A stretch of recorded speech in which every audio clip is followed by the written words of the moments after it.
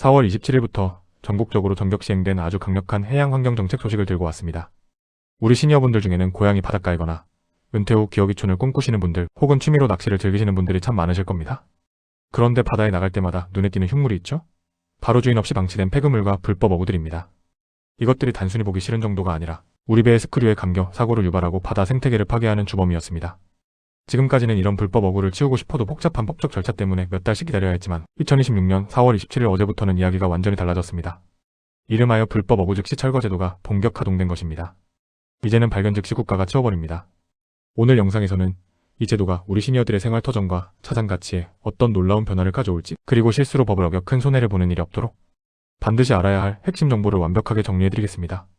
지금 이 흐름을 모르면 평생 일궈온 어업권이나 장비에 큰 타격을 입을 수 있습니다.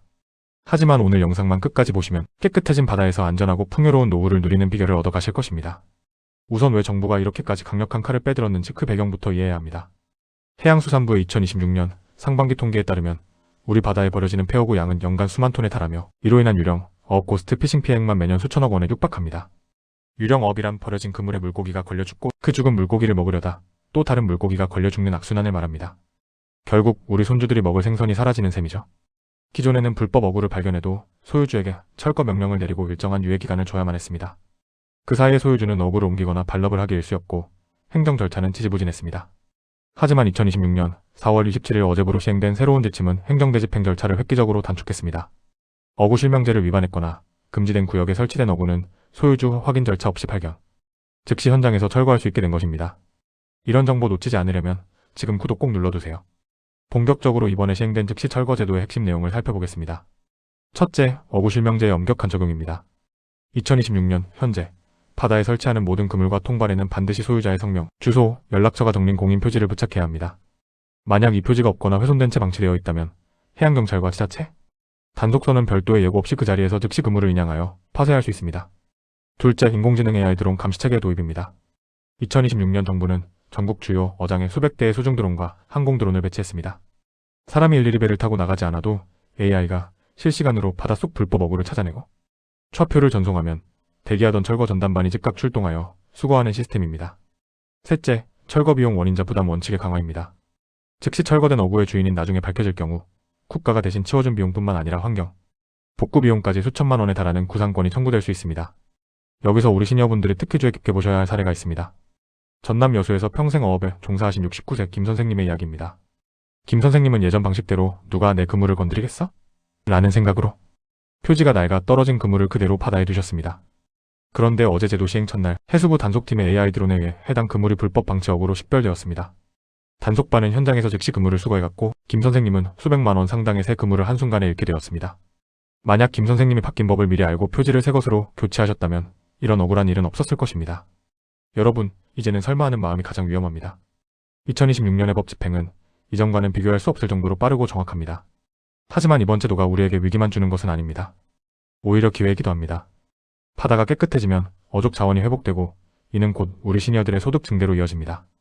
또한 정부는 이번 즉시 철거 제도 시행과 더불어 폐어구 자율수거 보상금을 2026년 들어 대폭 인상했습니다.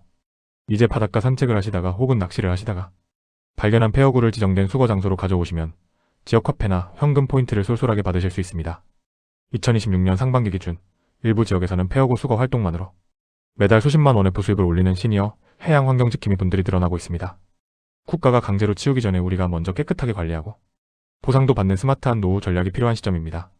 주의사항도 반드시 숙지하셔야 합니다. 내가 설치한 어구가 정당한 것이라 하더라도 2026년부터는 어구 투기 및 방치 금지 위반에 대한 과태료가 기존보다 5배 이상 인상되었습니다. 만약 실수로 그물을 유실했다면 즉시 관할 지자체나 해양경찰에 어구 유실 신고를 하셔야 합니다. 신고된 어구는 즉시 철거 대상에서 제외되거나 나중에 발견되어 철거하더라도 불이익을 최소화할 수 있습니다.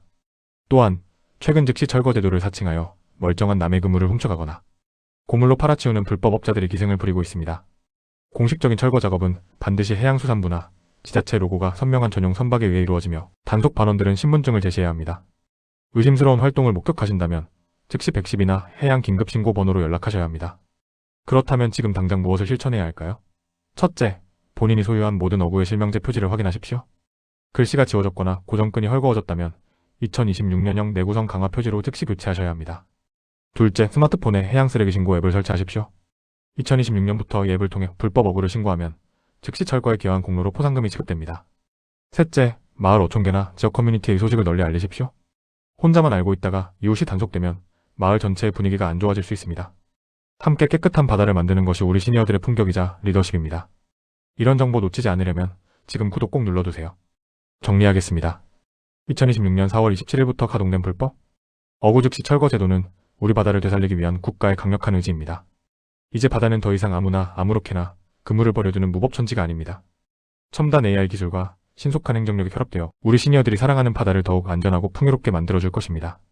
법을 지키는 분들에게는 풍성한 어장과 보상금이 주어지지만 방치하고 외면하는 분들에게는 엄격한 철거와 과태료가 기다리고 있습니다.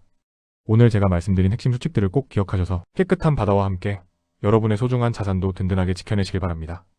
세상은 변하고 법은 더 깐깐해지지만 우리 든든한 시니어 파트너가 여러분 곁에서 가장 먼저 정보를 전해드리겠습니다.